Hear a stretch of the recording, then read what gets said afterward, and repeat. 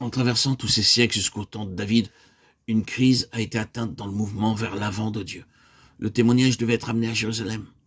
Nous sommes au courant de l'action impulsive et malheureuse de la négligence de David, prenant le char philistin pour le témoignage, créant un lien même avec ce monde et ouvrant la porte à la mort. Et de nouveau, tout fut amené à un arrêt.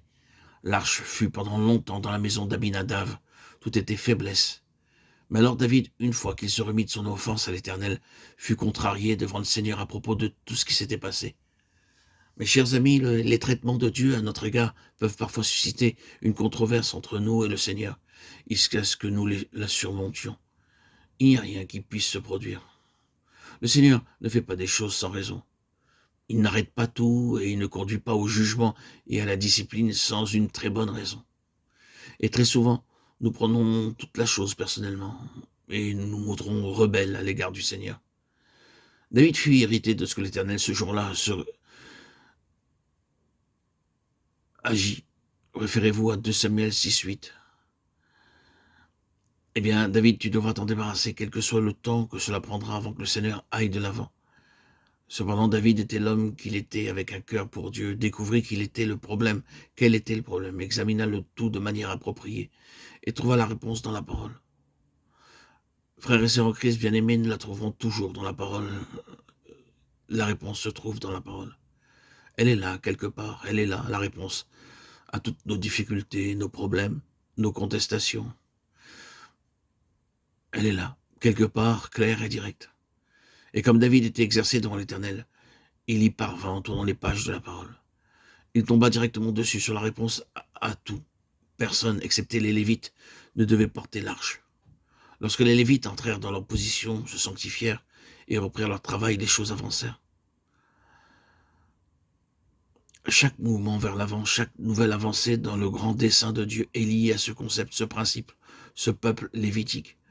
Vous ne me contredirez pas, j'en suis sûr, concernant ce sujet des églises dans le livre de l'Apocalypse. Y avait-il une crise? Le Seigneur disait concrètement, de manière très absolue et très certaine, « Je ne peux pas aller plus loin avec toi. En effet, je vais devoir ôter ton chandelier de sa place. Il ne nous est juste pas possible de continuer. Nous sommes arrivés à une situation critique, nous sommes au point mort, nous ne pouvons pas aller plus loin. S'il doit y avoir un avenir, ce sera avec ceux parmi le peuple du Seigneur qui se saisissent du principe lévitique de sanctification, de sainteté, et sur eux le futur repose. À celui qui vaincra, je ferai. » On voit que là, et c'est ce à quoi le Seigneur aspire, ce vers quoi il tend. Et je pense que nous sommes dans le vrai en disant que ceux qui sont dans ces chapitres désignés comme ceux qui vainquent sont les personnes qui spirituellement et concrètement entrent dans la position, la signification et le service des Lévites.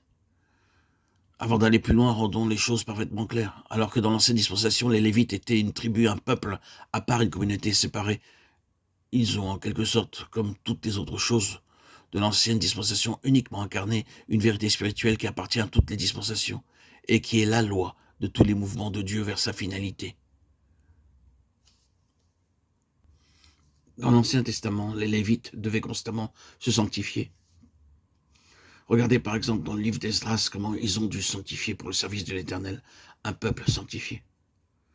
C'est impressionnant, je pense même significatif qu'il ait été dit que Jean-Baptiste marcherait devant la face du Seigneur et que l'aboutissement de son ministère serait de préparer un peuple sanctifié pour le Seigneur. Un peuple préparé pour le Seigneur. Et c'est ici le principe des Lévites. Un peuple sanctifié pour le Seigneur, mis à part pour lui, appartenant entièrement au Seigneur. C'est la chose que les Lévites représentaient en tout temps. Et alors que la grande partie des enfants de Dieu, qui est le peuple du Seigneur, n'est pas ainsi, il ne peut pas avancer avant d'obtenir des personnes telles que les Lévites au sein de son peuple. Il doit avoir ceux qui représentent sa pensée. Il n'avancera pas à moins de posséder quelque chose, fût-ce au milieu de son peuple qui réponde à sa pensée. Et c'est à ce moment-là, alors, qu'il ira de l'avant.